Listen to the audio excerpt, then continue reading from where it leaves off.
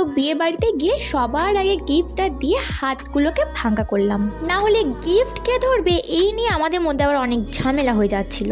যাই হোক, গিফট দেওয়ার পর আমরা ব্রাইড গ্রুমের সঙ্গে ভালো করে বেশ ছবিও তুললাম। তারপর আর এদিক ওদিক ঘোরাঘুরি না করে সোজা চলে গেলাম স্টলগুলোতে খেতে। বন্ধুর দাদার বিয়ে বলে কথা, ভালো করে না খেলে বন্ধু তো রাগ করবে না।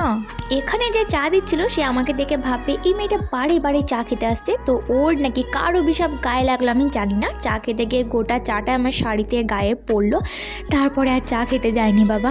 এখানে আমরা ঢোকার সময় পুরো কানার মতো ঢুকেছি, মানে উপরে যেরকম ডেকোরেশন করা আছে কেউ খেয়ালই করেনি। যাই হোক, চা পকোড়া খেয়ে আমাদের মাথায় বুদ্ধিটা একটু বাড়লো, তো আবার গিয়ে ওখানে ভালো করে ছবি ভিডিও করে এলাম। তারপর দেখলাম ফুচকা স্টলটা এখন ফাঁকা আছে, এই সময় বুদ্ধিমানের কাজ হবে ওখানে যাওয়া। বিয়ে বাড়িতে গিয়ে ফুচকা আমি খুব একটা খাই না, আরে থোড়ি আমি বিয়ে বাড়িতে ফুচকা খেতে এসেছি। তো ওরাই খাচ্ছিল, ওখান থেকে শুধু দুটো নিয়েছি।